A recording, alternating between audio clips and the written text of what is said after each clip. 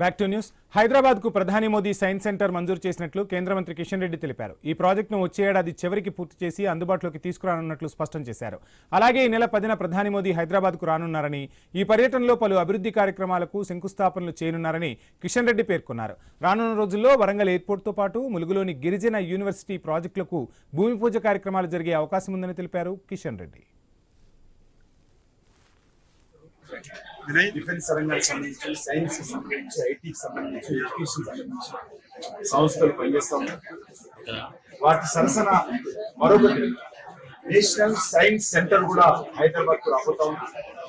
ఆ పనులు వేగవంతం చేయడం కోసమే నేను ఈరోజు కర్ణాటకలో నిర్మాణం అవుతున్నటువంటి హైదరాబాద్ సైన్స్ సెంటర్ పనులు స్వయంగా చూడడానికి వచ్చాను. హైదరాబాద్ సైన్స్ సెంటర్ హైదరాబాద్ లో ఉన్నది ఇంపార్టెంట్ సెంటర్ కాబోతాం.